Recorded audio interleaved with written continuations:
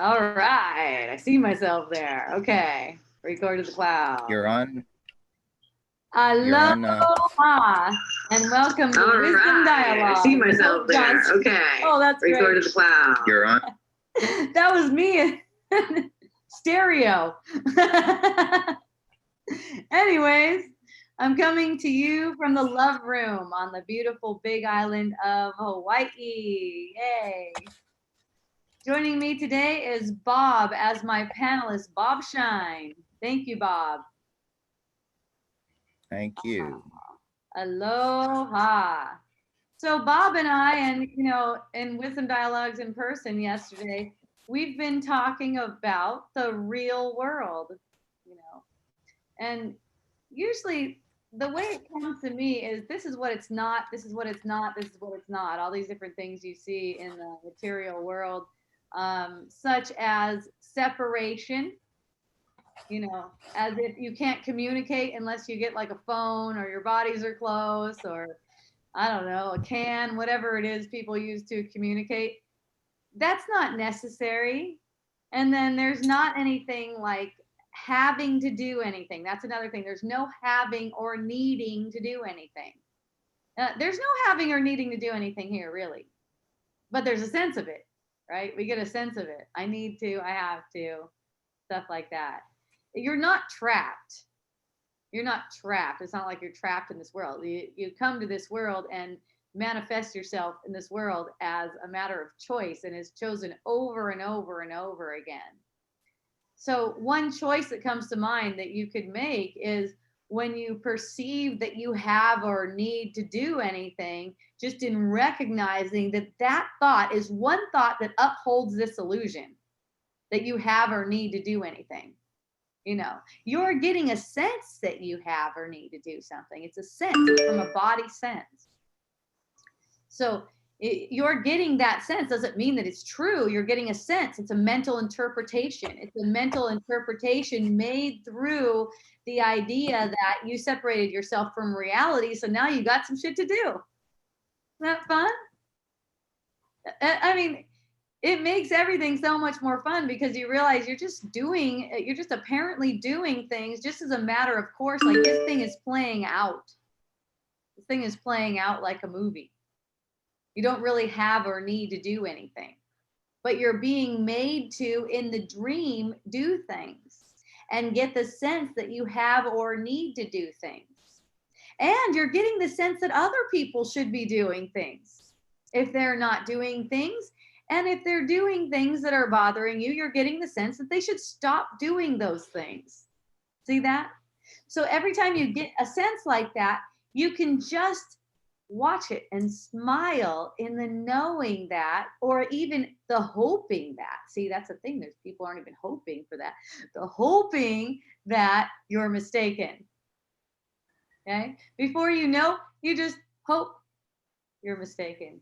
But before you hope you're mistaken, you don't even think of it. You just think that's the way it is. I should be doing these things, and these other people should be doing things, and the other people should stop doing things. There's not even a thought about it. It's just automatically taken as if you're correct about what all these things mean. And the thing is, we're totally not correct about what anything means in the dream. We don't know. So stay in a not knowing what anything means. It's chaos, actually. All of the thoughts and all the thought forms. The thought forms are everything that you see, like, say, my body, this shirt, hair, my sheepskin, cup of tea. We don't really know what any of that stuff means because it's chaotic. So any meaning that we make of it, we're giving that meaning to it. And by recognize what we're doing here as far as holding up an illusion, you start to undo it for yourself. And then you're able to extend love to everyone. You're not getting all confused when people come into your experience and maybe they're acting crazy or something. You don't get all confused because you realize what it's all for.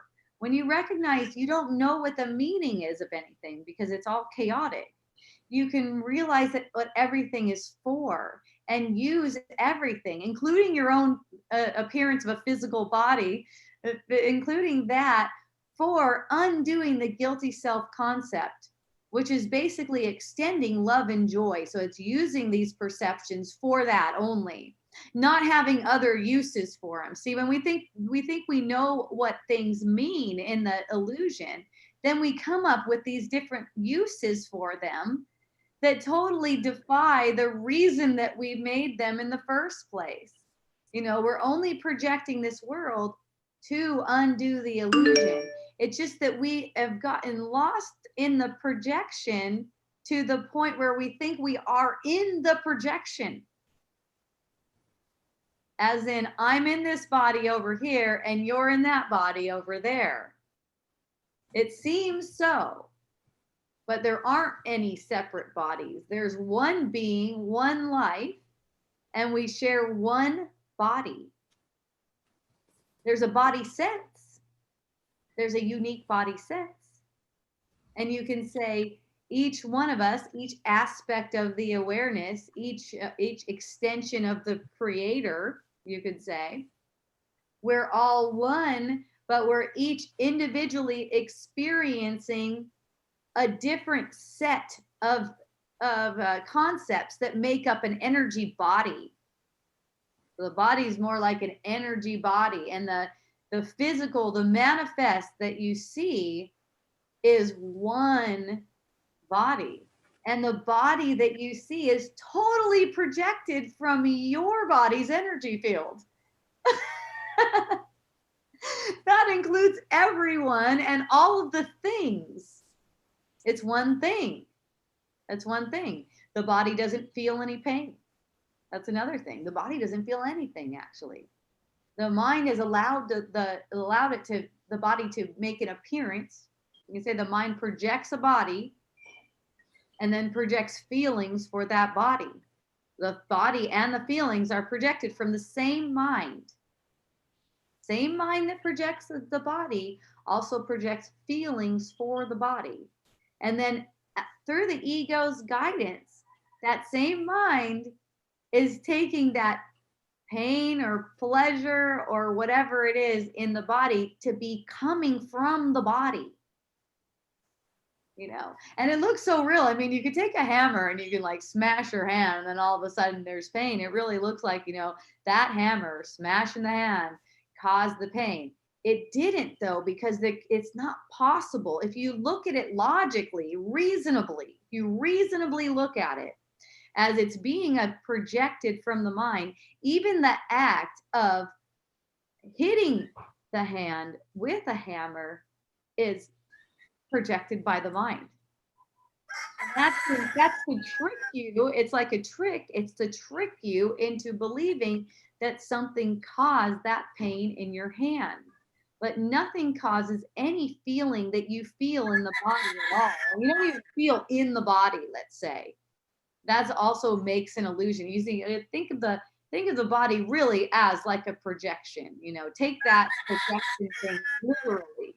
Look at the body like a projection, and there's a whole field of projections. There's also a hammer in the projection. The hammer hits the hand. Can it really cause any harm or pain to that projection? No, it's belief that gives it that kind of, quote, reality. But it's not set in stone. It makes it look like, well, that's just the way it is. Things are just like this. But see, it's us re-believing in it over and over again. And I say us very loosely because there's only one of us. So I don't come on Wisdom Dialogues or anything because I need you to start seeing it. You know, only come on because I love to share. And hey, people are coming on. People are listening, so that's fun. But no one else is needed. Like no one's needed to do anything. You don't need people to get on board with you or anything like that, because all you perceive of them is your projection anyways. You're not perceiving them as they are. They're already at home, safe in reality. And really, if you want anyone to know that they're at home, safe in reality, then demonstrate that that's where you are. Okay? Demonstrate to them that that's where you are. Now, if you're at home, safe in reality, you're not being any kind of mean to them. You're not being any kind of dismissive with them. You're totally paying attention to them because they're so important. Being safe at home in reality and knowing their divinity makes them so important. See, for who they are though, not for the body that the ego wants to make of them. See, in the ego's world, some people are important and some people, they can just like get out of your life. Like ace them out of here. Ace them out of here. As if you have a choice in that though. You don't. You don't. Even if you find yourself, getting away from someone, for instance, getting away from someone. That's also a projection of the mind, not a choice that you made. But in thinking, that's where you made the choice. In thinking, in believing that they are other than what they actually are. In believing that they are that body, maybe something that you need to get away from. Anastasia, my love, what does it mean to be an image of God? Could you please answer the question for, quote, beginners? Yay, thank you. That's a fun one. Well, if you're talking about the image of God, like if you're talking about, and you can let me know if I'm on the wrong track with this, but if you're talking about like in the Bible where it's talking about how God made humans in his image, okay? That one, God made humans in his image. Yes, there's creation. That's creation, okay? It's not humans though. Humans are what we made up, okay? We made that up thinking that God doesn't want us, that God is pissed at us. So we made up mortal bodies to go and hide for a little while, thinking that, oh, maybe there's a way we can outrun death here. Of course, it doesn't. It hasn't occurred yet. You never know. We might get the perception of that at some point, but that's not really what's important. What's important is undoing this illusion so that we can have the awareness of ourselves in God's image. We don't have the awareness of ourselves in God's image. So, she might be referring to a previous wisdom dialogues, and I was talking to my mom, and she told me, but God made us in his image. And I said, yes, but these images that we perceive, that's not the image. That's not an image of God. God doesn't get sick. God doesn't have to take a poo. God doesn't have to clean himself. And I'm using God as a male figure very loosely. There is no male female at all. Okay, it's kind of like saying God the Father. If you like God the Mother, fine, it doesn't matter. It's not the image. The image that we perceive is not God's image. So God, you can say God is love. In fact, that's a verse in the Bible. That's the shortest verse in the Bible. I don't know the reference, but it is God is love, basically. And as love, as a loving creator, all of God's creations are like God. So in the creative world, in the real world, I like to say it's kind of like this one, but not anything like this one. It's a world of light. It's a world of living. It's a world of no dying. Okay. So and that's because of our creativity. God created us to create like God. And that's how we're in his image, because we can create and we can only create like him. We can't create like the ego. That's why nothing here has been created. It's only been made up. That's why it's a dream. It's only been make believe, and it can be undone. And that's the whole purpose of it. Actually, we run around thinking we have all these different purposes for a while, but sooner or later you come to the one. Yeah. Yay. So Bob has a little something. I see you, Singawa. I see your question. I'll be with it soon too. Bob has something he would like to read after hearing about the real world. And let me know, Anastasia, if you want me to expound on that at all. So Bob, go ahead. Tell us what you got. Okay, well, I've been seeing with new eyes of love lately. So I will read. So yeah, you're talking about the real world. And so this was a post on Facebook by this guy, Omram Mikhail, who was an ardent sun devotee his whole life. He had this to say about life in heaven. Everything we see on earth, the seasons, the planets, events, human life with its sleeping and waking, nourishment, love, childbirth, death, etc., is only a reflection, repetition, and imitation of another world, just as the shadow of a tree resembles the tree, but is not the tree itself, or as a man's reflection in a mirror resembles him, but is not him. The initiates have always spoken of the world as a shadow, an illusion, a delusion. They saw it as a reflection of a higher divine world, as a likeness that shows the way to that super reality that is similar but indescribably more beautiful.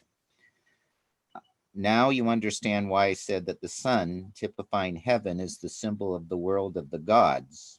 Heaven, or rather the heavens, is teeming with life. There are inhabitants there who have houses just like us. They eat and drink, are born, make love, but divinely. And there are towns too in the sun, towns, mountains, rivers, flowers, and tremendous variety of plants. But the matter of which these things are made is quite different from that which exists on earth. The sun is a whole vast world that contains living beings, dwellings, palaces, trees, cities, and oceans. A world with a culture that is beyond anything you can imagine. It is the loveliest of lands, the land of the living, which is spoken of in Psalms. I will walk before the Lord in the land of the living. The living are the immortal, eternal beings who dwell permanently in light.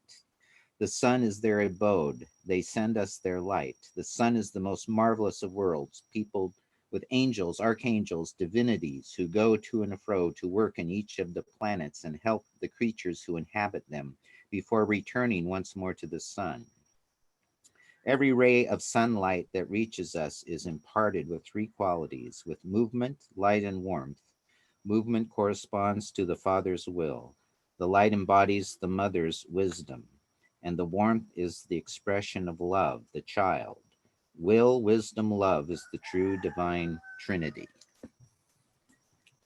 Yes. And all of that, what you described right there, it's all being kept for us. You could say it's being kept for us. It's our true creation is being kept for us. That's really what's going on. We're just perceiving in shadow. We're in a shadow world. We're perceiving in a shadow world. And that's because this world is filtered through the thought that we separated ourselves from reality, which brings on anger and guilt. And so that's why there's all this sickness and death and attacking each other and conflict, aging, stinkiness. Cracks me up. That's probably why there's an essential oil business. There's a founder of an essential oil business. I'm like, man, this place is stinky. It's not like that. It's not like that in reality. In reality. So in this dream, we're not perceiving reality, and we have a very important function or purpose here, and that's to see through the dream world and bring our awareness back to reality. And like I said, it only takes one, so you don't need anyone on board with you. Is there anything you'd like to ask about that, Bob? What you just read? Well, there's another little paragraph that kind of illuminates that, and that's from the book Busting Loose from the Money Game. Okay. That you've talked about and everything. That's very important. So, so he's saying here in Busting Loose from the Money Game, just like in a Hollywood movie, Everything in your world looks real and substantial, but it isn't. It's all made up. So that's what you say all the time.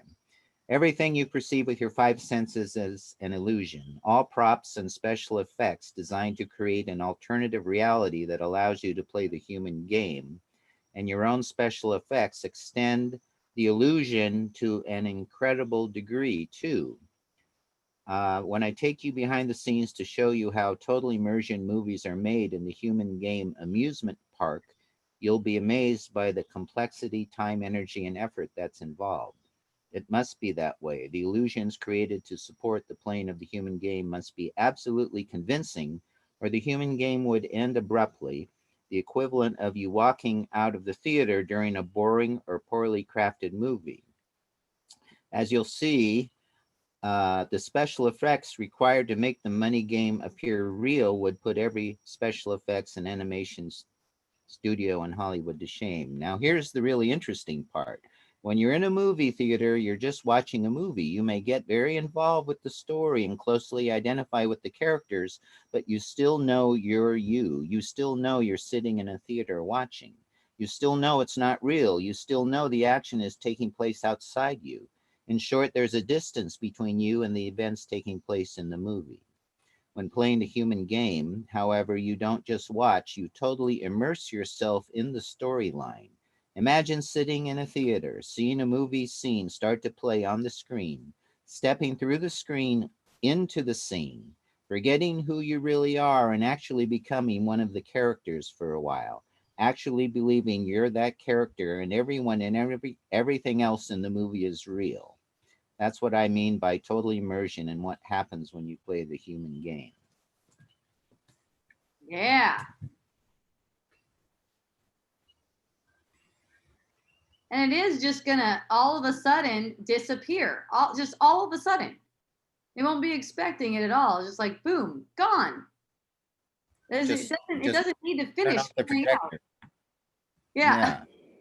The projector just gets turned off. It doesn't even need to finish playing out. It's not something that you get to on dying either. That's not how you get there. It's a restoring of sanity. So there's not really a there to get like that, but there's insanity. The thought of separation caused insanity. Okay. And so as we take the extrapolations on that thought of separation, like I was talking about earlier, I need to do something is an extrapolation of that, or they need to do something, or they need to stop doing something. That's an extrapolation of the thought of separation. So in looking at that honestly, reasonably, you could be reminded right away, it's not true. That thought doesn't have any meaning. It has no meaning except any meaning that I give to it right now, which is totally making up a dream. You know, people are afraid they're not going to function or something. Well, if I just think that I don't need to do anything, then one of my friends told me, if I just get the thought, if I don't worry about what I eat and whether I worked out, I'm going to be 700 pounds. You know, that's the ego. That's the ego. The ego's 700 pounds. Mm-hmm. You know, and the thing is, if you're willing to use your body, not for getting something for the body, but if you're use your body for undoing that guilty self-concept, you don't have to concern yourself with any of that stuff. You don't have to concern yourself with nutrition or diet, or, you know, because you put your attention toward undoing this dream. In fact, putting your focus and, you know, your concern, basically, it's concern that a lot of people are consumed with over what you eat, how much you sleep, whether or not you have certain habits or anything like that. It's leading toward death. It's making the illusion of death. Because now you're making the body mean something as like it's a means to get what you want. What are you going to do with that body that looks all healthy and stuff? What are you going to do with it? You know, it's like it's like, okay, you get to the perfect, whatever you think it should be. And then what? And then what? What I'm saying is all that stuff gets taken care of as a matter of course. It's only your worry and concern about it that's making it into some kind of struggle. That's making it into something that needs your concern, apparently. Okay. Aw, Yulia, I love you. Thank you, Yulia. Yulia told me you explain it all so perfectly. Nothing else is needed for me. You know, and it's funny like that. Like we each find our perfect teacher, and it has to do, you know, it also has to do with what really resonates for you, and it could be at the time, so that could change with time as well. So, you know, that's why I say, hey, if it stops being that exciting or resonating for you, just look at other things. Just look at other things. It's okay. It's not like that. It's not like that. You just take whatever it is that resonates for you and keep going with it, with whatever is always resonating for you. Ah, it always, you thought about it, but I'm still resonating. I'm super happy to have you here, Yulia. I love you so much. It's really fun to see you. Thank you. Okay, Bob, are you done? What do you have anything else on that? Well, I guess the idea that this is just a shadow, an illusion, and that there's this real world is similar to the reading that I had about you know who you are sitting in the movie theater, but then you get lost in the movie, in the projection. You step into the illusion and you think it's real, and that movie is, like you say, a dream. It's a dream movie dream. And the idea is to step back into yourself, into your true real self, into your real universe that's filled with love, that's filled with light, filled with angels and divinities and beauty. And there's none of this that you were talking about, you know, the stink and the smells and all of the unpleasantries of physical life. So So how do you that's get just, there? How do you get there though, Bob? How do you bring forth the real world?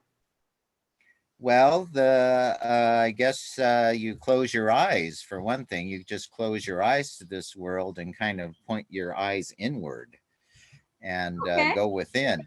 The kingdom of God is neither low here nor low there, not found through observation. The kingdom of God is within. Seek first the kingdom. That's what we're told, as Christ says, is the kingdom. And so this description of this other world, this heavenly world, would be a description of what the kingdom would be like. Yeah.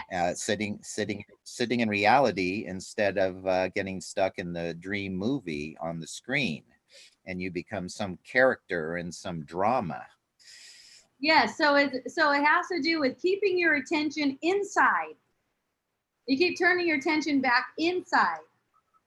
You know, and what I mean by that is put your attention in to the body's energy field.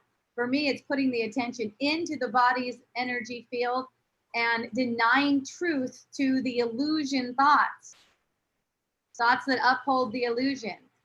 And as there's denying truth, those thoughts that uphold the illusion, I can perceive my body's energy field lightening up. So it's like there will be a heaviness, and this is how a triggered reaction can be approached. There's lots of ways to say it. You find your knack. Okay. So it's like there's a triggered reaction, like, oh no, someone said something about me, or whatever it seems to be. Number one, I'm never upset for the reason I think I'm upset. That's a really fun thought to just throw in there. Okay, great. I'm feeling upset. I'm not upset for the reason it seems to be upsetting. And then see if you could put your attention inside. If you cannot put your attention inside, keep on being aware of it. It's through awareness that this gets done. It gets undone. There's nowhere to go. That's right. There is nowhere to go. There's absolutely no place. So don't be afraid of turning your attention within. And most of the going is is in following, pursuing thoughts. You know, some of it's on the surface too, where you see the body moving, but what you have a choice in is whether or not these thoughts are made real for you. That's what you have a choice in, okay? And to be able to see that you have that choice takes attention. So it's paying attention, keeping the attention within instead of running on the surface. If you don't understand what I mean right now, it's okay. You're gonna get it. If you have a resonance toward this, if this kind of conversation draws you in, you got what it takes to see this.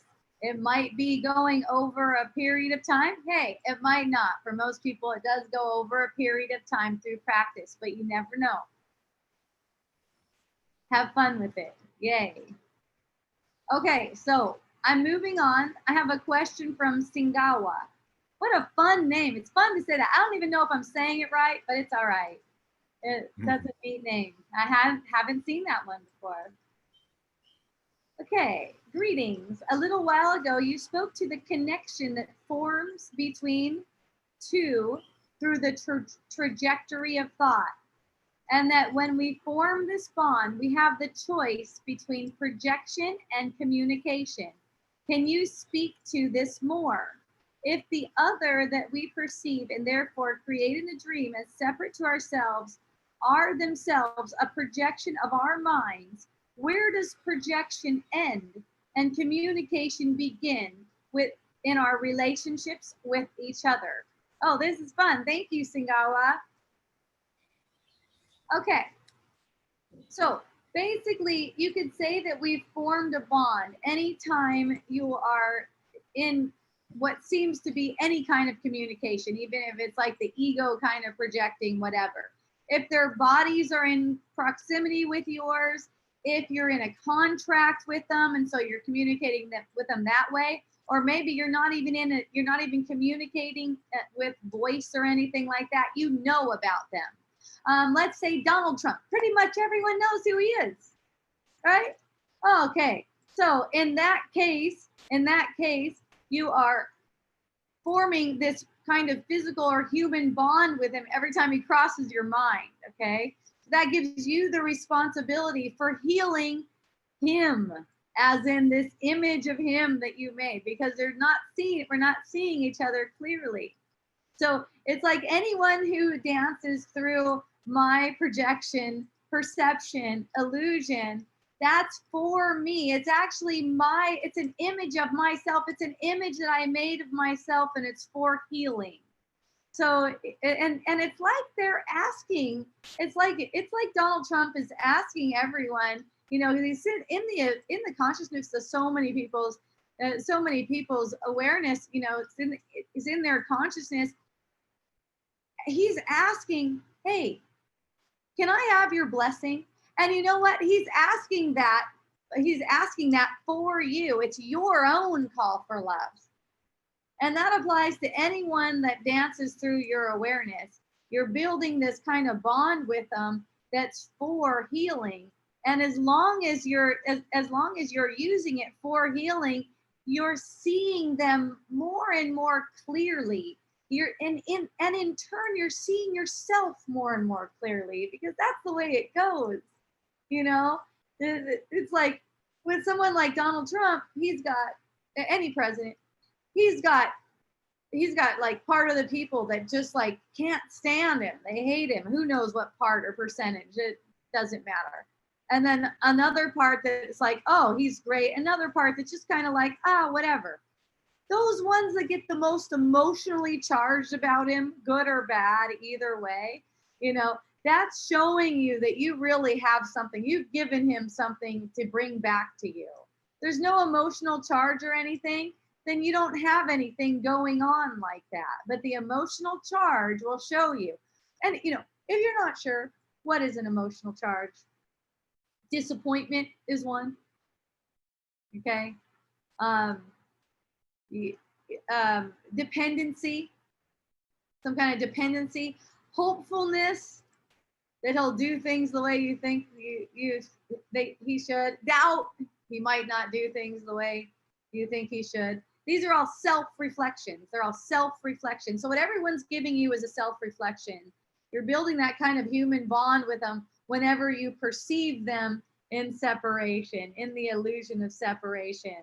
And if you use it for what it's for, you're going to be so happy with everyone. All of your relationships are going to be so sparkly no matter what.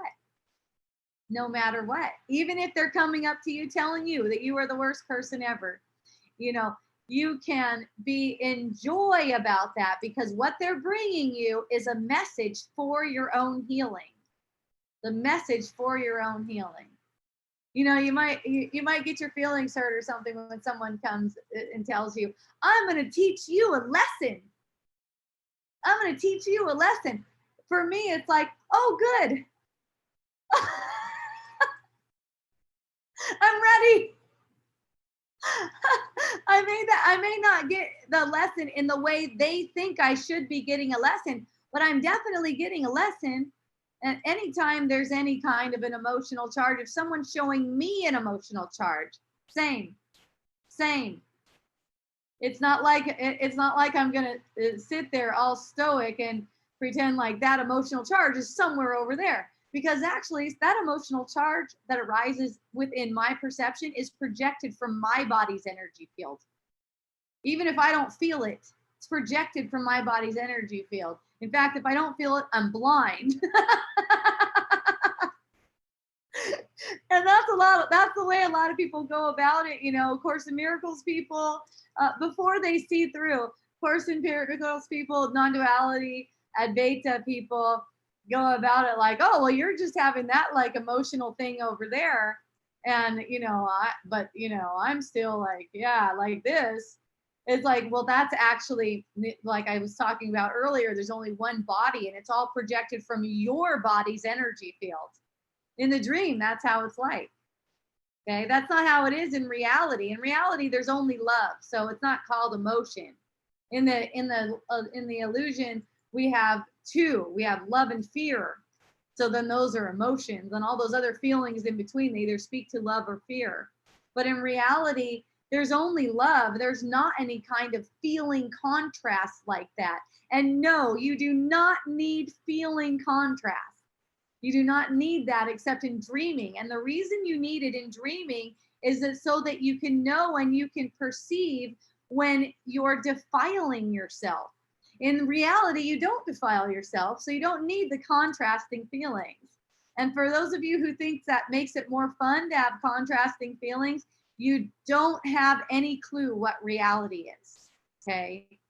That does not make it more fun to have contrasting feelings. You're only love. Can you imagine only always feeling love? Because that's who you really are. So when you perceive any kind of contrast, that's how you know you're mistaken. Oh, get alert, get ready for the healing, get ready for seeing through the illusion. Are you willing? Ask yourself, are you willing? Am I willing to offer this up? This idea that I have about this person, whether it's attachment or it's aversion to the person. If it's attachment or if it's aversion, you're getting a contrasting feeling. And that's telling you that you must be mistaken. You're not seeing them truly. Elka said, imagine if we're healing our projections of everyone all the time. Yes, that's my goal each morning when I wake up. Does it manifest like that throughout the day? Does it show itself like that throughout the day? Not always. And what's important here too is to be a joyful learner. Make sure that you're not putting yourself down when you perceive yourself, quote or unquote, screw up. There's no screwing up because nothing's happening. It's all just another opportunity. All that you perceive is just another opportunity to see through. So keep going with that. Good for you, Elka. She said, me too. That's the goal too.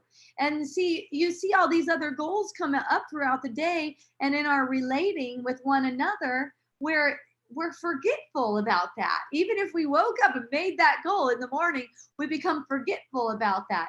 That's okay. Have fun. Laugh about it. don't take it seriously. Seriously is something about the ego's world. That just makes it seem much harder than it is. It makes it seem to take longer too. Okay, so the other part of Singawa's question here. If the other that we perceive and therefore create in the dream. Okay, I'm just going to change that word to make up in the dream, because there, it doesn't matter. The word really doesn't matter. You don't get the word wrong ever like that. It's just that I like to make a really clear distinction between what there is in the real world, which is creating, and what we perceive here, which is make-believe. Make-believe can all just disappear in an instant.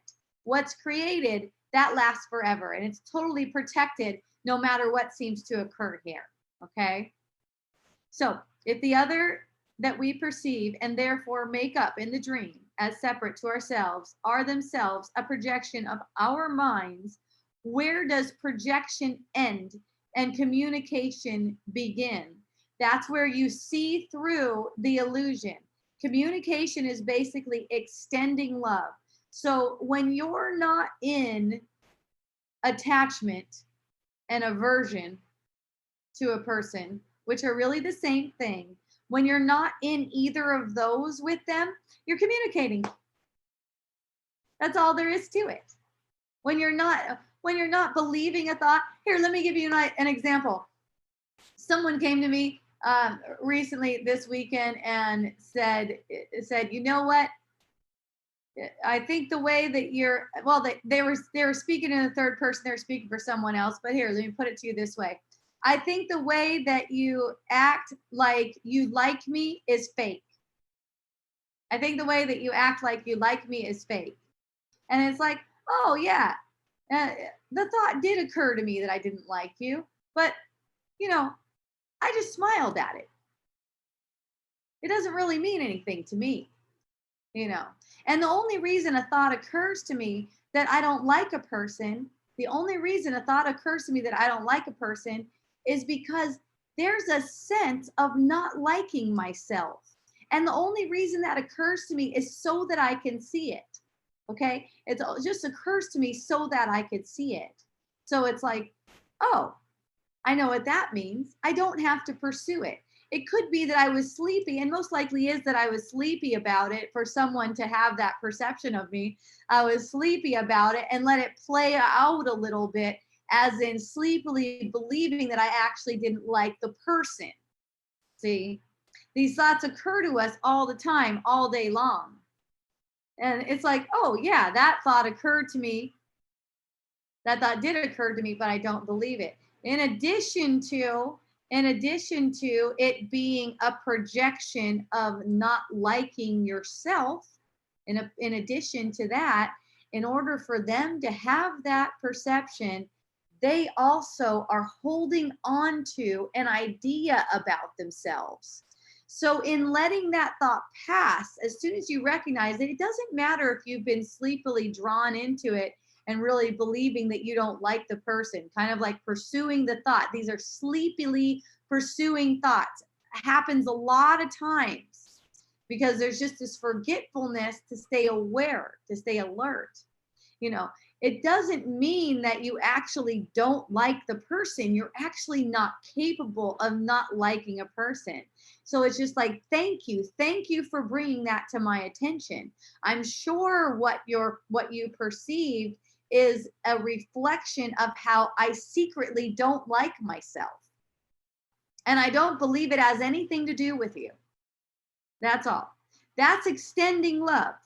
Not believing in the illusion, that's extending love. It's honesty. It's being honest about what this is. And really, it's being reasonable because it's the truth of what it is. It's bringing reason into this illusion. It's like, yeah, that thought, it occurred to me. Another friend said, I feel like I'm asking you to do so much. I'm like, oh, that thought occurred to me. And what about it? Well, I don't believe it. You can't ask me to do too much. If there's a reason that I shouldn't be doing these things for you, I'll find myself saying no. Simply no. Not no, you're asking me to do too much. because that's not true. That's the ego coming in. Is simply no. Why not? There's no real why about it. But it's sure the heck not because you're asking me to do too much. Okay? That's how you get packed. The body's senses stop at the projected world. So it's you go through what the body senses. The body senses that you're asking me to do too much. The body senses that I don't like you. You look past that. You look through that, through the body sense. Don't let your awareness stop at what the body senses. Okay. All right. If you need any follow up on that, I'm sure you'll let me know. Thank you so much. Okay. Got Kat here. I feel curious why I have such a strong desire to have a baby. Does it have to do with me wanting to subconsciously heal from the dream of separation? Is that possible? Well, there's no subconscious. I've used subconscious a lot. Thank you too. I've used the word subconscious a lot too, but that's been changed. That's kind of been changed up because there isn't a subconscious. It's all conscious. It's all conscious. The strong desire to have a baby is probably pointing to that the next thing or coming up in the scene, you may be having a baby. The opposite of that is you don't have a baby and then you're pissed about it. Here's the thing about worldly desires though. You don't have any. You don't have any. You're identifying with the desire, and in identifying with the desire, you're making suffering for yourself. Okay. Because either way it goes, look, people have babies. Oh, I really want to have a baby and have a baby. And then, something else happens like, oh, this kid, it's like all a setup. All the desires are a setup for suffering. Let's put it that way. All your desires are set up for suffering, and you don't really have any desires. And you could say this about desire too. It's like a shadow. It's like a shadow. It's like a projection of the one desire, which is to restore the mind to sanity. Do you need a baby to restore your mind to sanity? If you have one, you do. If you have one, you do. If you don't have one, then you don't need one. If you have an abortion, you need that to restore your mind to sanity. If you have a miscarriage, you also need that to restore your mind to sanity.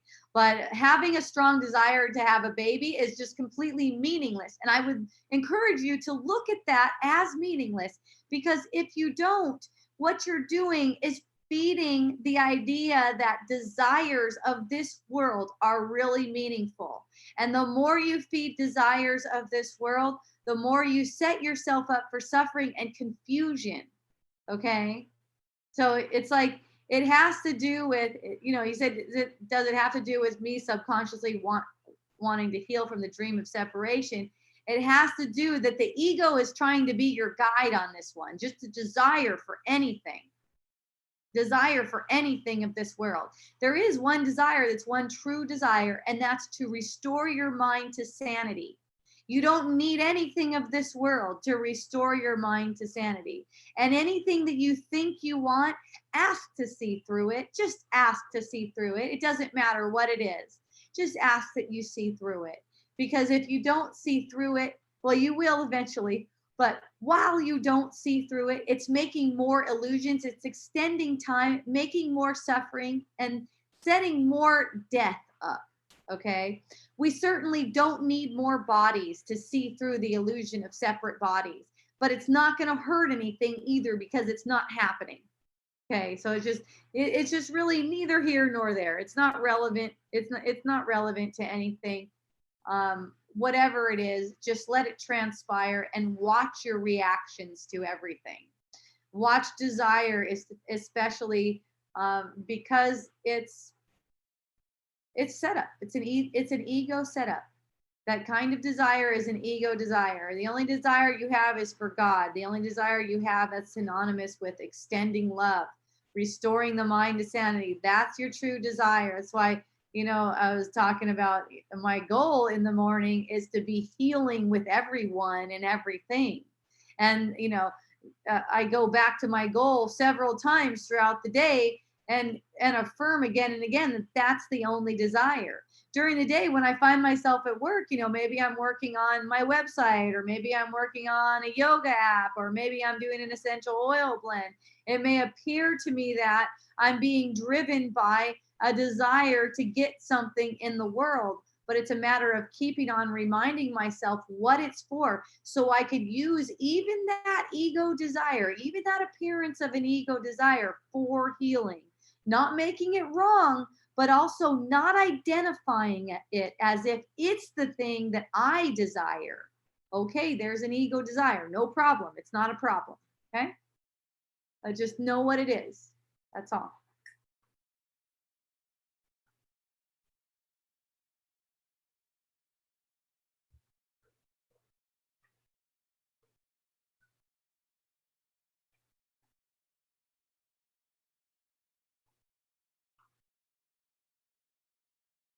I like the phrase I want too, the same thing as I need. It's really the same. And Well, I isn't go ahead, Bob.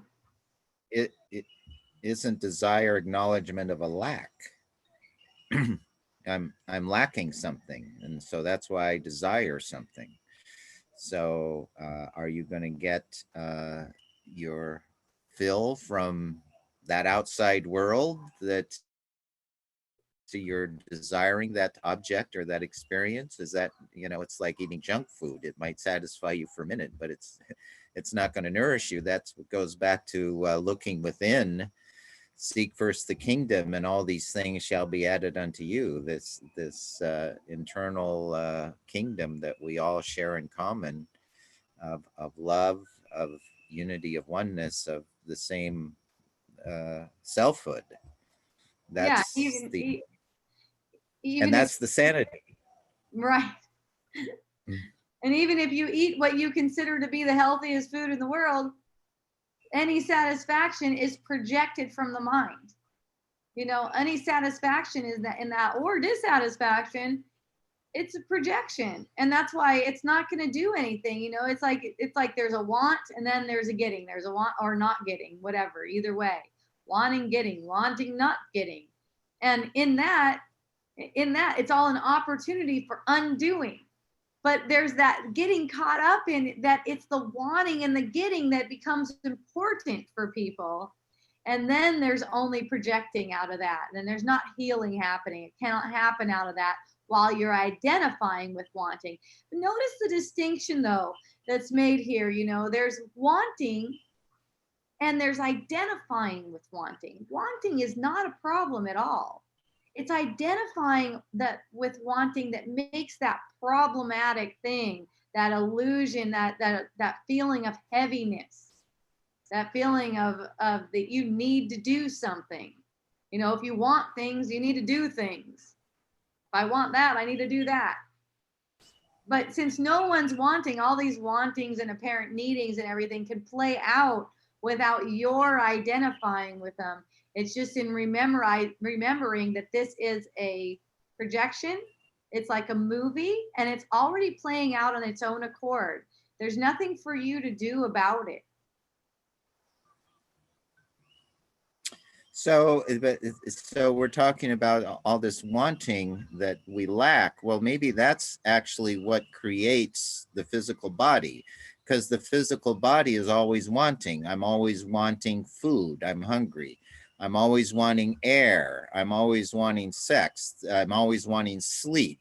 All of these physical needs that the body always wants and desires for its sustenance and its life. And so we've created this object that is always wanting and desiring and needing all of these things for its survival. And it's always looking outside the world for what it needs for its survival. but the whole thing that's wanting survival, as you say, it's made up. It's an illusion. Even a temporary survival, because it all leads to death, the body. So the whole body thing is just one big bottomless pit of desire. Every day it needs food. Every day it needs sleep. Every day it wants sex. It wants babies.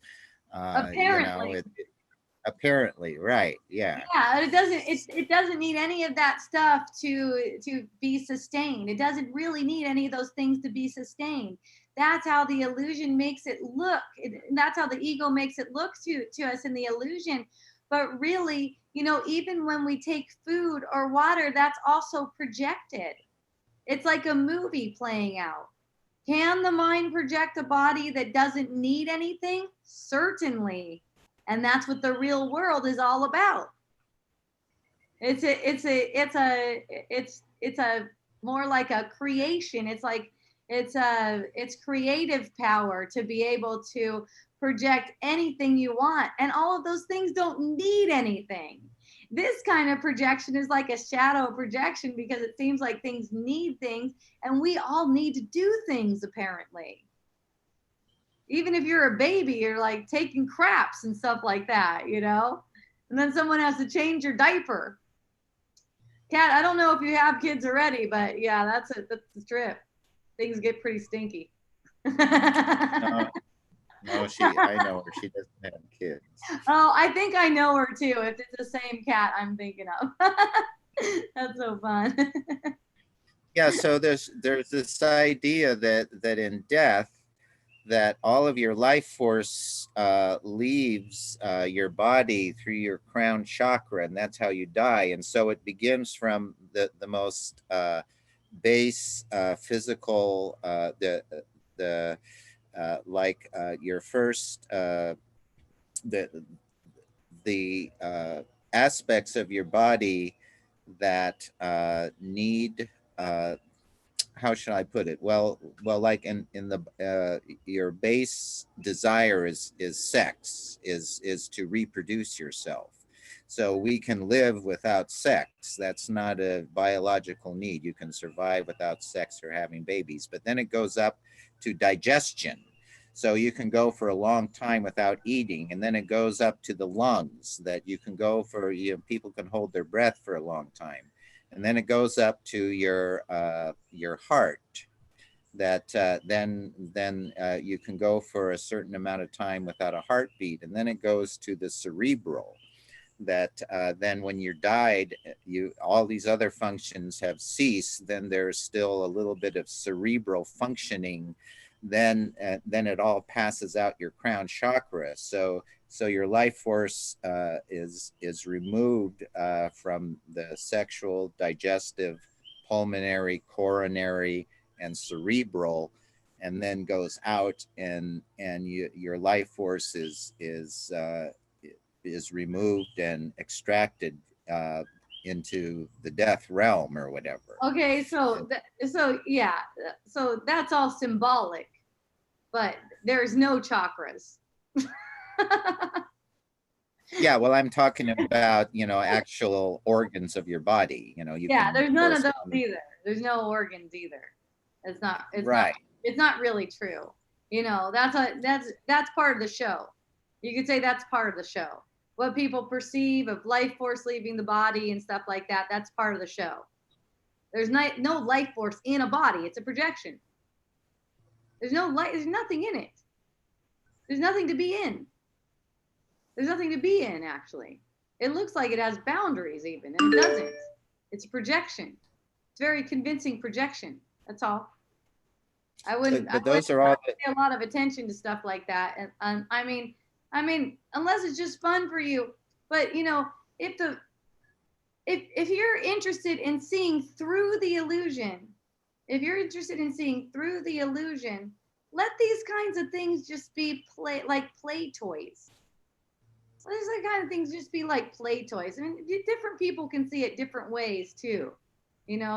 This thing about when the life force leaves the body and stuff like that. It's like it sounds like it's scientific, like someone's trying to dissect the illusion and find out what's going on in the illusion. It's always going to show you something. You know, Einstein did some experiments and found out that it's showing him what he wants to see as the observer. Like it is so dependent on the observer because it is a projection.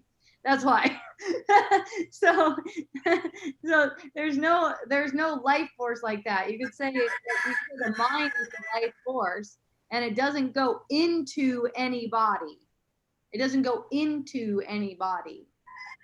Now, think of it more like a projection, like literally a projection. There's nothing in it. There's nothing coming in it. There's nothing leaving in it. There's a projection of it being born, and there's a projection of it getting sick, and there's a projection of it dying. And the whole purpose of it going through that cycle in your perception is for undoing that guilty self-concept, to heal instead of to project. Yulia's been saying recently, our brain is also in our mind. And so is the idea of mind. Yes, yes, very nice.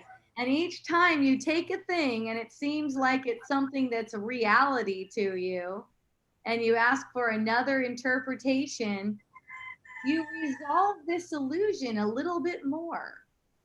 And at some point, it's all just going to disappear, and you're going to be so surprised in a good way, in a really good way. I'm going to be surprised too.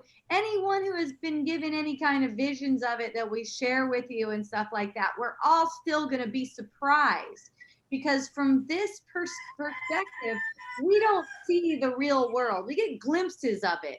We don't see the real world. Once we see the real world, we're not seen here in an illusory world. You're not seen. Once the knowing is complete, we're not seen here. So everyone that you perceive that has a body is coming to you. It's coming to you like a messenger asking for your blessing. When you give your blessing, you also receive your blessing, and so do they, because they're also perceiving themselves in error. So it's like you're lifting that error instead of holding them to the error, the thought that they separated themselves from reality. Whenever you have a person coming into your perception saying something or doing something that seems upsetting for you, you can ask to see that gift. Ask to be aware of that gift that they have for you, because they have a gift of awareness to share with you. And when you extend love like that, you demonstrate to them that they actually didn't separate themselves from reality. And little by little, everyone sees. Okay? Yay. Boy, that rooster is just going off in your area, Bob. Yeah, well, that's why I turned my mic off, so that you don't have to hear all these cock-a-doodle-doos. You're so sweet.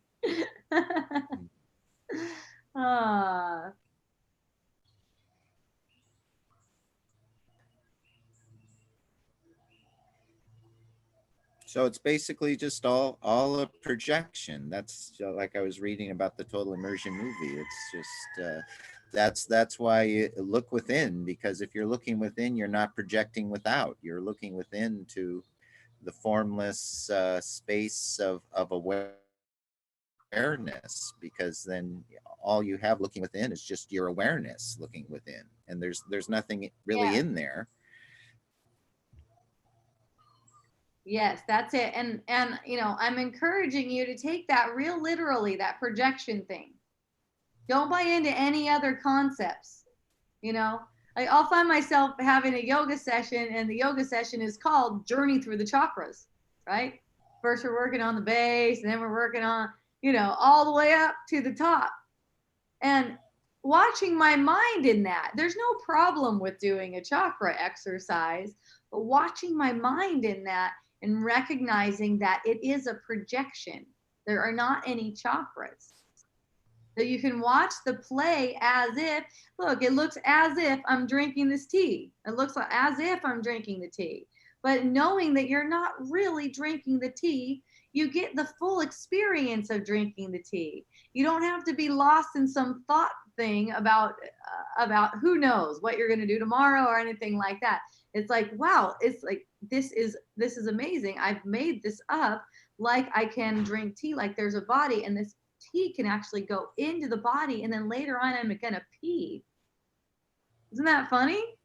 It's like all of those things, when they're used, when everything is used for undoing, and I mean everything can be used for undoing the illusion. I mean everything that you find yourself doing. Just don't get into, oh, this is doing right or this is doing wrong, because when you get into that, you're just feeding the illusion. Now you're using the illusion to make yourself guilty.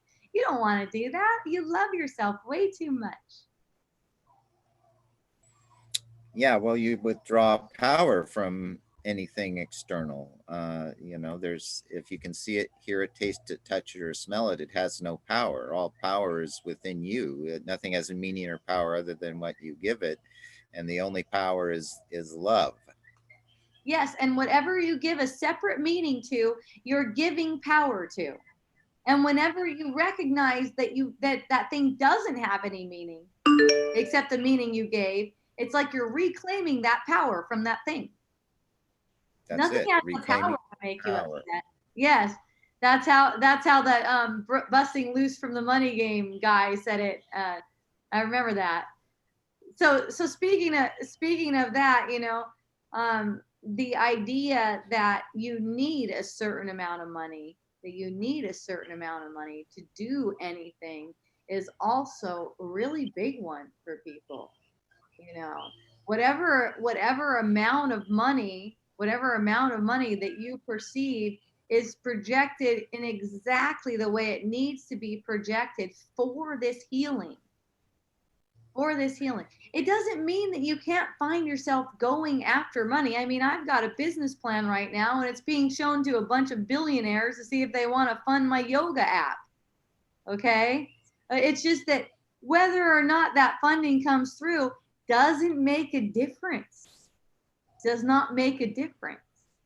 So even the thought, I hope, it's like, I see you. That's false hope, hoping for something in the illusion. I hope I see through that hopeful thought. That's the real, that's the hope that you were given. That's the hope that you can say you were given by God, the hope that you can see through this illusion.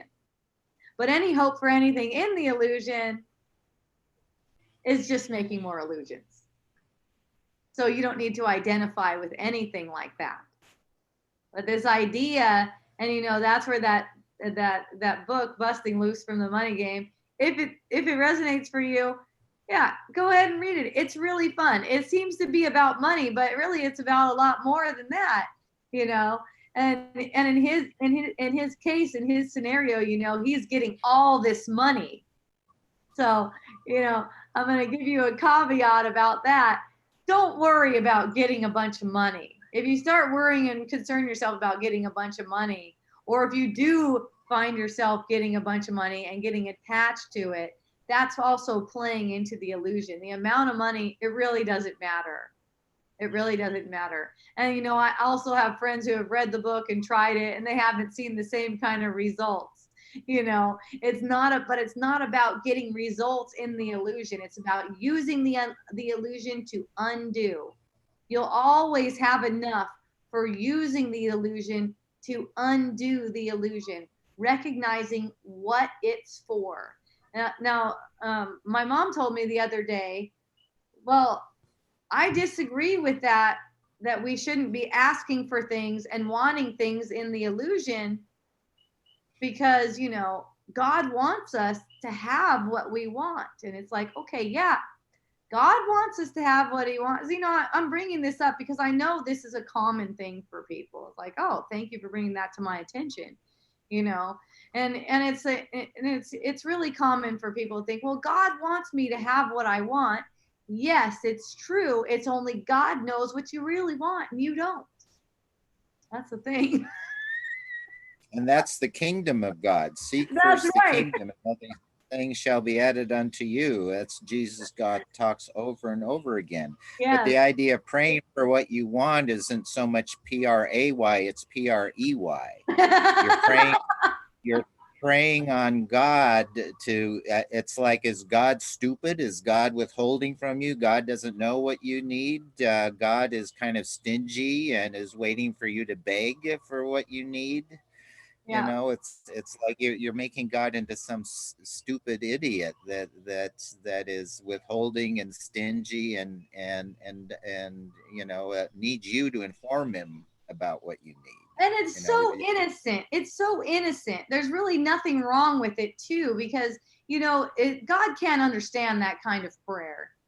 God cannot understand that kind of prayer, because the prayer, it's like, it's about the illusion, which God knows nothing about, and thank goodness God doesn't know anything about the illusion. That way creation can be kept for you. Because if God knew what you think you know,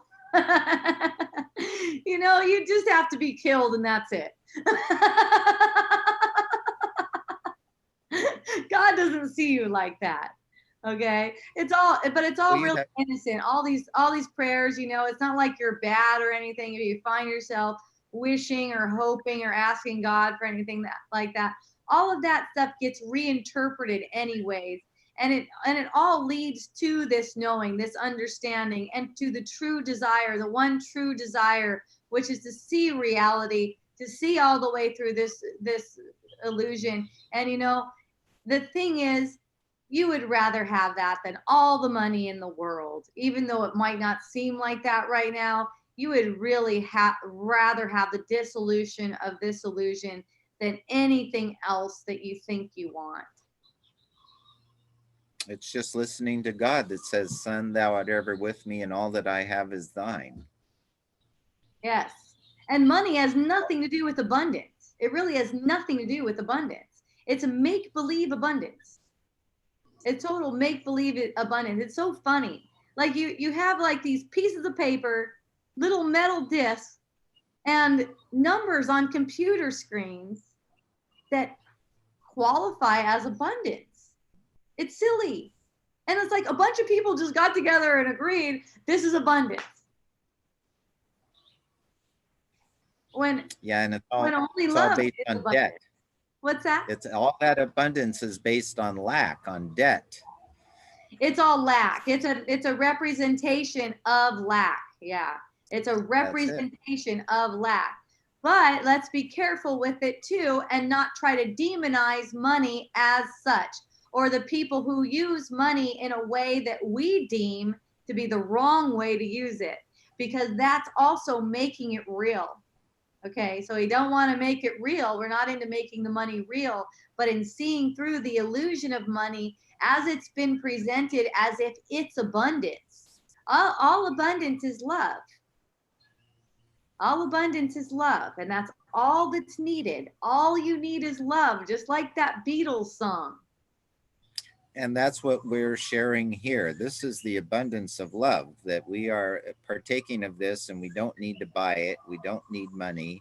We are just sharing the fullness of our perceptions, of our consciousness, of our awareness, of our realizations and enlightenment. This is the abundance here, the abundance of love and enlightenment that we're sharing with each other and everyone on the webinar. This is abundant. Yes, and then also I'm apparently using money to do Zoom and these other broadcast things. I don't even add it up, but I'm apparently using money for stuff like that. So if you feel inspired, go ahead and donate.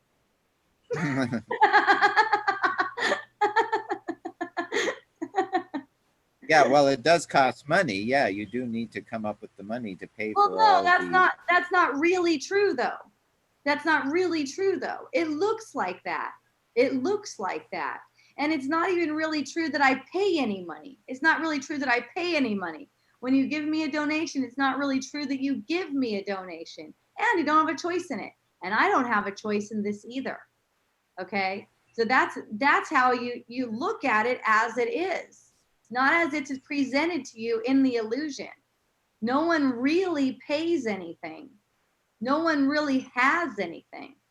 It's all just love.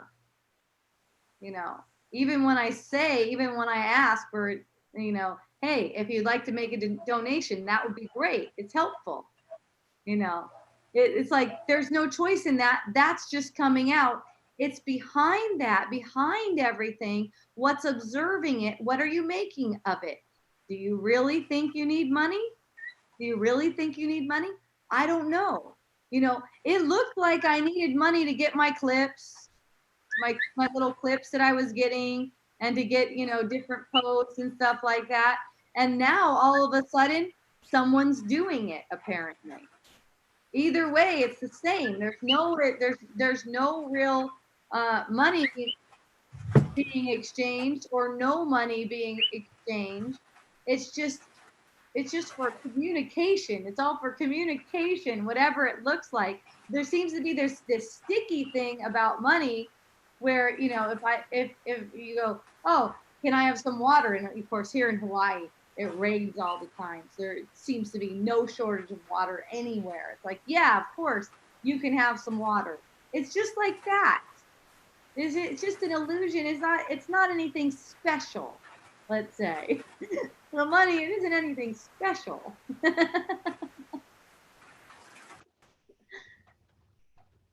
So in generalizing everything, including everything in the generalization that it's all meaningless, it's not anything that you actually need, but these apparent needs can arise. It's okay. There's no need to identify with them. And if you think that money is the only way, just check that thought. It's never the only way. That's what you end up getting shown through believing it, because it's automatically believed. If I need that thing, I need money. But then one perspective that you get from living in Puna, there's plenty of people around here, around Puna, who don't seem to have any money. But things that they seem to need seem to materialize anyways. I have one friend who told me about how he thought about having some shoes, and the next thing you know, the shoes are coming to him. And when you're not used to just using money to buy your shoes, when you think about having shoes, you're not used to just automatically using money to buy your shoes, then you might start to see things like that. You might see things just materializing. It's like, oh, shoot, there they are. I had that experience when I was a kid. The thought just occurred to me that I would really like some boots. But it wasn't an attachment. You like an adult, how they get attached to it. I would really like some boots. Okay, so therefore I need to go shopping online and clickety click, click, click. What color are they going to be and all this other stuff. From a child's mind, it's just like, oh, it'd be really great to have some boots. The next thing I know, they show up. They're just in my house. No one even bought them. Someone else had them and they didn't want them and they were brand new, so there they were. But then once the mind comes in and it's like, oh, this money thing. Okay, we make money and then we get the stuff we want. We get the money first and then we get the stuff that we want. And we start to see that because we believe it. So we start to see it. Okay. So I'm not saying that you should throw all the money away or anything like that. Just watch what you're thinking about things. There's not a problem with going online and shopping for your boots. Watch what you're thinking about it. Isn't it funny that I think I have to buy them? Nothing wrong with it. It's totally innocent. Here's another boot story. Got these babies, purple Uggs. Yeah. Yeah, my good friend Gail gave those to me. I went to visit her. I didn't even think I wanted some boots. I didn't even think I wanted any boots. I only thought, damn, it's cold here. And she wanted to go out smoking outside in the cold. I go, I don't know if I could do it.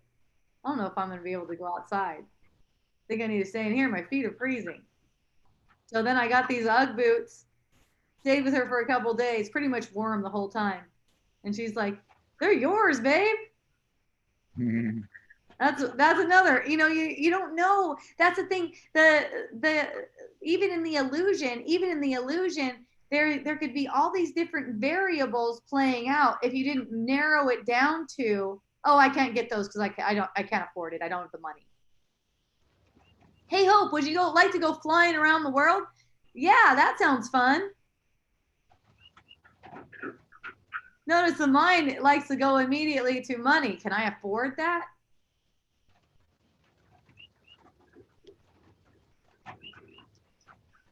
Can I afford it? It's funny. You will find yourself flying around the world if that's what's necessary for healing the mind. If not, no. That's how it goes. But if you say, I just have this desire to fly around the world, and if I don't get that desire met, before I get that desire met, I'm not going to be fulfilled. Then you're just asking for more illusions. And you're asking for probably going on that whole trip around the world with wasting time, basically. Wasting time means no healing takes place. It's just a bunch of projecting. Wasting time. Who cares about going around the world if it's not used for healing? Who cares? There's nothing to see. There's nothing happening. There's really nothing. But see, there's the thing about money, that once again, it's an acknowledgement of a lack, of a debt. Oh, I lack the money to get the shoes. I lack the money I got to get. But the thing about abundance, it's an act of giving. So she gave you those boots.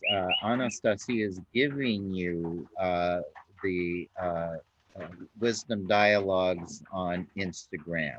You are giving this webinar to us free of charge. The whole thing. And then when I pay Zoom, I'm also giving them money in that same sense, but really nothing's being given. It's only that's it. That's it. So that's the state of abundance, is givingness, that you have a source that you're giving from, and you're not looking for anything in return. That just the act of giving, you cast your bread upon the water and it's returned to you through the act of giving. Yeah, it's instantly returned. That's it. So it's always coming in touch with your source for givingness, instead of thinking about what you lack and that you got to get something. Yes. And we could all use help on that. That's why I ask for guidance all day long. The title of my last show was Listening for Guidance, at least my last online one. That's why I'm asking for guidance all the time, because it's like, I need help with that. It's like, hey, show me, because it seems like I need something right now. Just ask for that clarity, because in that clarity, you return to joy. And that's what you deserve, because that's who you are. You always deserve to return to joy. Any kind of contrasting feeling that you sense, that's just showing you that you can see through something and return to your joyful essence right now. And that's where you're receiving the gift. It's like there's one quote in A Course in Miracles that says, give all to all. Give all to all. So that's like making no distinctions. It's like in giving all to all, it's forgiving all of these misperceptions. All of these misperceptions that you have about people. Like I talked about the thought, I don't like them recently. That's where the very generous and abundance comes in. The thought occurs to you, I don't like them, and you're willing to look through that. That's true generosity. That's abundance. You receive the gift of that right away, because not liking and believing you don't like a person, that hurts you. And you may not notice that contrasting energy at first, but once you start to look, you'll see, wow, that actually not liking someone doesn't feel good. It feels heavy. Now, on the other hand, not liking someone could feel good to you too. I've seen this occur, where the self-loathing is so strong that it feels better to not like someone else. That's still not joy, though. That's still not joy. See? Yeah, it's projection. Remember that you deserve to be joyful in all times. At all times, you deserve to be joyful. And that's what you give. The sun shines on the just and the unjust. That's on the people it. you like, your friends and enemies, the people you like and don't like, and so that sunshine is impersonal and impartial, and that's what we give. The sunshine of joy, of love, of appreciation, of gratitude. Yes, the sun shines on everyone equally. And you let your love be like that, because that's how you receive that gift. You'll see that your energy field, when you get accustomed to being within, having your attention within the body's energy field, you'll see that every time there is one of these, A Course in Miracles refers to it as forgiveness. One of these forgivenesses that you're lightened, it's like your load is lightened. Like your load is lightened. And that's what you deserve. A lot of people will feel guilty about that. They'll feel like they have to be heavy. I have one friend that says that there's people suffering so much, he wouldn't feel good about not suffering because of the people who are suffering so much. And it's like, okay, I don't try to change his mind. He can come to me and ask me if he wants to know something. But when something like that's occurring, it's all for forgiveness. Like, that's my own mind speaking. Those people are suffering and therefore I can't. That's a feeling. It's a feeling, and it's being interpreted as this man saying something like that. So the healing is allowed to occur within myself. And then there doesn't have to be any confused energy between us. It diffuses any kind of ego energy that might arise between us because we disagree on things. See? And he doesn't need to get my point of view. That's the funniest thing, too. I see that in people. I've been playing around with this group and it kind of like helping them out and seeing if I can help them with communication. And what I see is everyone wants everyone else to know their point of view and to understand their point of view.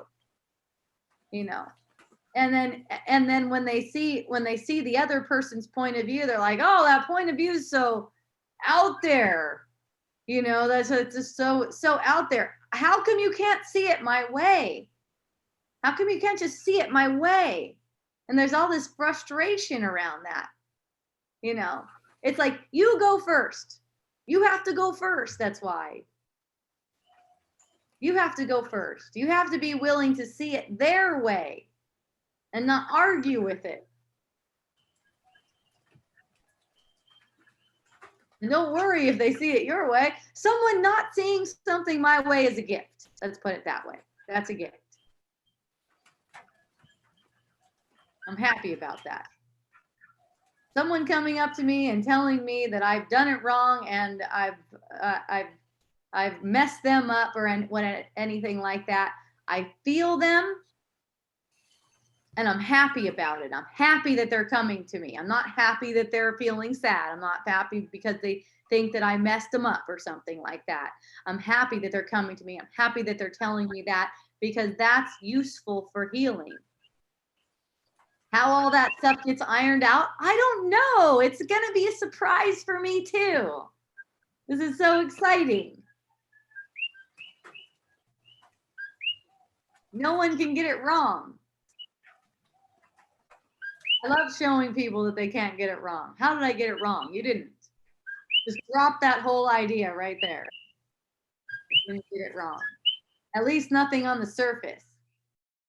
If you're feeling upset, you definitely got something wrong, but it doesn't have anything to do with the world. That's the thing. That's the ego's game. The ego's saying, if I'm feeling upset, what did I do wrong and how can I do it better next time? No, that's looking in the wrong place. what have I got wrong? More like, what have I got wrong about myself? Where is my error? Show me my error in thinking about who I am. That's all it is. You cannot get it wrong in the world. You cannot harm yourself in the world. You cannot harm another person in the world. But if you get the perception of any kind of harm, great. That's for healing. That's what it's for. To show them, demonstrate to them, demonstrate to yourself, demonstrate to your own mind that only love is real and all you care about is healing. Everything will work out perfectly. So hooray, everyone. Unless there are any more questions. Okay. You can always still ask while I'm talking. I just like to say my closing stuffs, okay? And that is hopejohnson.org. Go to hopejohnson.org if you want to find anything out about where my stuff is. I started adding audios there and I got kind of good at it, apparently. Doing some web design now. If you go to hopejohnson.org and you go to the Wisdom Dialogues tag, you'll find my audio, which is new. And I'm adding these to the audio. I'm on iHeartRadio now. They told me that I've been accepted to them now. So if you like iHeartRadio, I'm on iHeartRadio, Spotify, SoundCloud, iTunes, and more. Okay, you can go to my website and see, or if I don't have links to your particular thing, you can email me, hope@hopejohnson.org. How easy is that? Or hopejohnson@me.com. I like those easy ones. Also, our company, hey, I talked about Miracle Botanicals last week. I talked about the sale. There were a lot of sales. So thank you. I appreciate that. It was really fun, really awesome. We still don't have all of them out. At least yesterday's are still sitting on the counter because there were so many sales from the 3-day weekend. Friday, Saturday, Sunday. Wait, that was 4 days. Thursday, Friday, Saturday, Sunday. It was huge. Thank you so much. We have amazing essential oils. Even when they're not on sale, they're great prices. It's called Miracle Botanicals and it's miraclebotanicals.com. We have an awesome website. We're always adding new products. And check out our reviews. Oh my goodness, the people are so sweet. They're so sweet. Check out our reviews. They know we love them. I'm so happy to see that. They know we love them and they know that we really care about the quality of the essential oils that they're getting. And our website is just, it's smoking. It's doing so well as far as taking care of the customers and having the information that people need. So hopejohnson.org, miraclebotanicals.com. Those are the websites that I have. I don't really need to give you YouTube and Facebook and all that stuff because you can find all that on my website. Also, I still have my book, Unschooling for Parents. It's just going to stay for sale. You know, the big hype about it is kind of over now, but it's still for sale and it's an awesome book. Oh, and I'm on Readsy. I've been getting mad love on Readsy about that book. Apparently I'm getting followers and stuff like that. I don't know what to do on there. If you're a Readsy person, you can go on there and check it out. Maybe give me a comment or something like that. I don't know if that's selling books for me, but it sure is fun. You know, I have followers on there now and stuff. I'm not sure if I'll even do anything there. But I am making audios and I'm making audios exclusively for those audio platforms. So those aren't going on YouTube. I put one on YouTube, but I don't think I'm going to do that because it's really not a video and it's not that exciting for the video peeps. What about Facebook? Yeah, sometimes I post them to Facebook, but like yesterday's Wisdom Dialogues in person, it's already up on those audio things. That's where I'm putting Wisdom Dialogues in person audios. I just started recording them yesterday. They're going up there on those things now. Okay, you can sign up for my newsletter. You can make a donation on my website too. I have a nice donate page with an awesome picture of me and my husband from like 20 years ago. No, not that long. It was maybe like 15 years ago though. When's the second book coming out? Oh yeah, I was going to get to that, Yulia. I was working on the second book earlier this morning and really early this morning because I woke up at 3 in the morning, which is fun. And got up to page 111 out of, I think there's around 450 right now. And so that's the one. I kind of been going through going between two books, but it looks like this is going to be the one that's going to come out first. And it's called The Big Book of Hope. And it's a lot of small quotes. It's a lot of small quotes. There's some longer ones too, maybe like a page or page and a half, but it's a lot more small ones. It's divided into different chapters. So you get to go, okay, I want to look at this chapter today. And I have a friend who, her name is Julie. What a sweetheart she is. And she puts them all into these little different categories. So I'm just going through and seeing if any of them need any touching up or moving around. I've seen a couple duplicates and I delete things. And I don't think it'll be very long before the second book comes out. I think it may be like 2 months. So that's really exciting. And then I still have the lava one in the works. And who knows, I find myself going back and forth between the two, but it seems like the big book is going to come out first. And I'm guessing there's going to be more books because it's really fun to write. Although I haven't been doing that in the past couple of weeks, I might see myself doing it again. I might not. It doesn't even matter. Yay, everyone. I'm so happy to connect with you like this. And I love you so much. Thank you. I appreciate you. Thank you for joining. I see all of you. And mahalo. Aloha. And a hui ho. Aloha. Mahalo. Yeah.